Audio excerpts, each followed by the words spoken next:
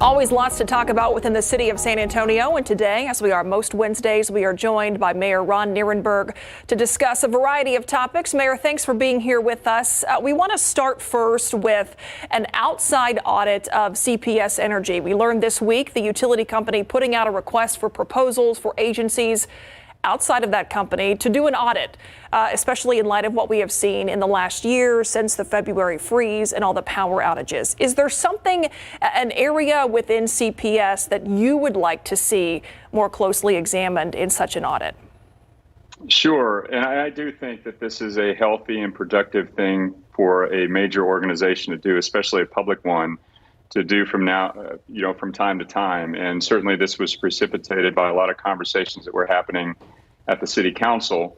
So the CPS organization is moving forward with this audit to look at, corporate culture, corporate compensation, operations, that sort of thing, top down, get a fresh perspective of how that organization is functioning, particularly as we transition leadership. So I think that, the things that I'm going to be most interested in are efficiencies of operations. Again, this is a public utility, and we are using public resources to make sure that their electricity stays on and that we can continue to deliver services even amidst a lot of challenges.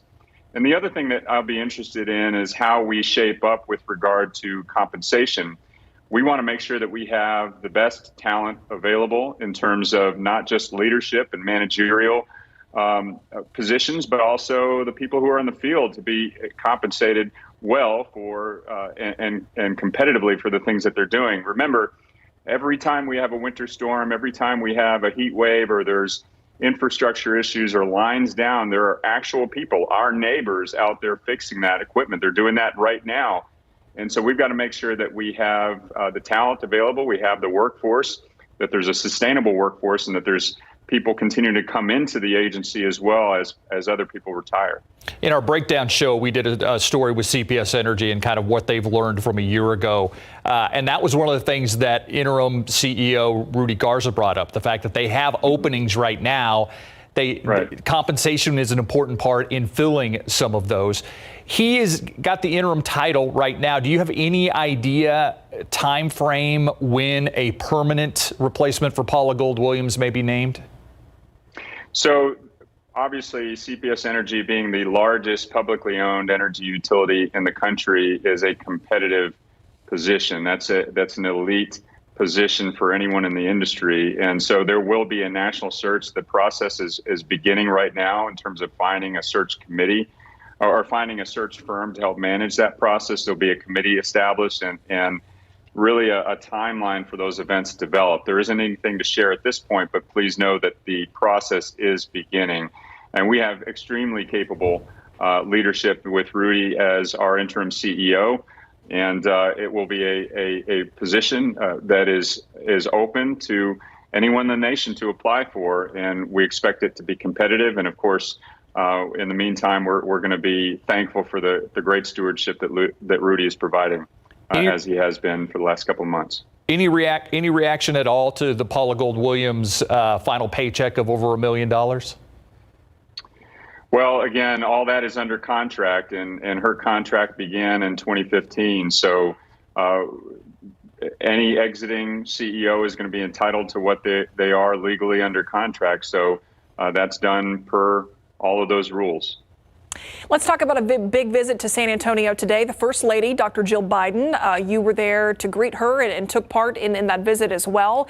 Anything that really stood out to you in any conversations you had? We covered how her focus was on cancer disparities, especially within the Latino community, and then also going over to JBSA Lackland. So what stood out to you?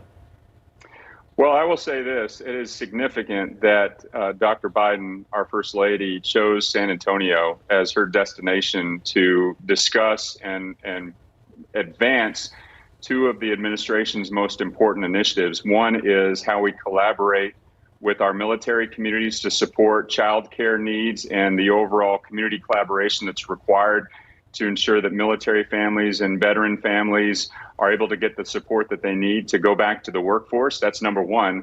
The second one, of course, is the initiative to ensure that we are advancing research and access to health care so that we can beat cancer.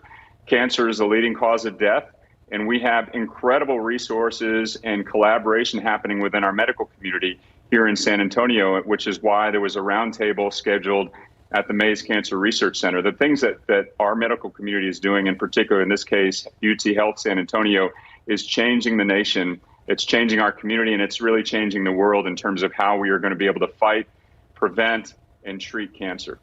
Quickly, before we let you go, I want to talk about the COVID numbers. I mean, today we saw less than 150 new cases, I believe, but we're still seeing perhaps more than we should for those number of cases of people hospitalized.